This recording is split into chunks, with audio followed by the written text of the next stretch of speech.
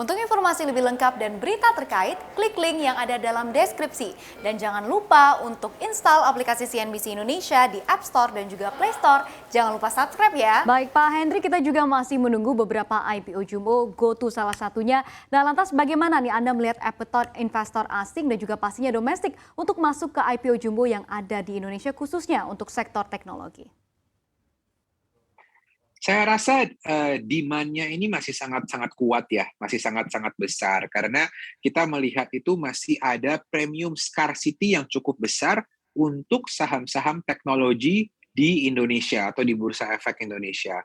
Karena kalau kita lihat komposisi indeks IHSG kita sekarang atau LQ45 itu masih sangat kecil sekali porsinya yang datang dari perusahaan internet.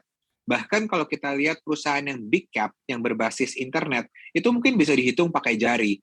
Ada Bank Jago, ada Mtek, sama ada Bukalapak. Mungkin hanya 3 ini doang yang bisa dibilang besar dan basisnya itu internet ya. Nah, jika adanya GoTo masuk, mungkin kalau kita lihat dari berita yang sudah ada, mereka mau valuasi sekitar 35 miliar US dollar. Itu bisa potensi menjadi perusahaan kedua atau ketiga terbesar di IHSG setelah BCA atau mungkin BRI. Jadi kalau udah masuk ke top 3 atau top 5 companies di Indonesia, itu passive fund juga pasti akan masuk karena adanya benchmarking. Dan saya rasa GoTo sendiri juga nama brandingnya sangat-sangat kuat. Rata-rata kan kalau kita bicara sama investor institutional atau retail, sudah pernah tahu atau sudah pernah memakai service dari Gojek atau Tokopedia. Jadi brand equity-nya juga sangat kuat. Dan saya rasa kalau kita ngomong super app, di Indonesia itu ya mungkin GoTo terbesar ya. Karena kalau sebelumnya Gojek itu hanya perusahaan internet berbasis transportasi atau ride hailing, sekarang mereka juga memiliki divisi e-commerce under Tokopedia, dan sekarang mereka juga gencar untuk memperbesar divisi financial services under GoTo Financial. Oke, Pak Hendri, berbicara terkait dengan GoTo yang akan segera IPO di tahun depan, menurut Anda apakah ini juga merupakan salah satu exit strategi untuk GoTo?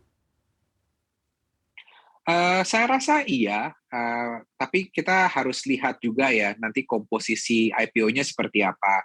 Karena kalau kita lihat IPO Bukalapak itu 100% primary.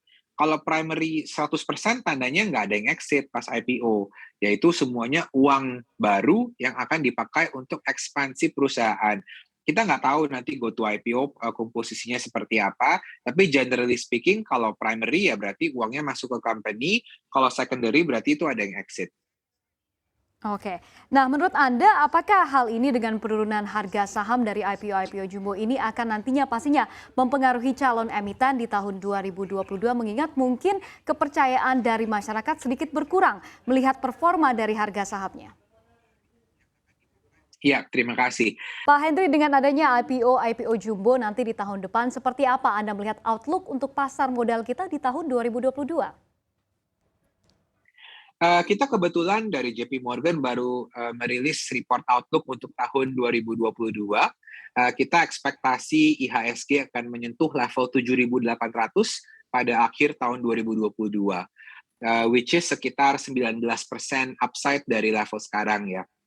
Kita percaya bahwa pertumbuhan PDB atau GDP growth kita akan mencapai level 4,9 hingga 5% untuk tahun depan dibandingkan tahun ini yang estimasinya kira-kira 3,5 sampai 4%.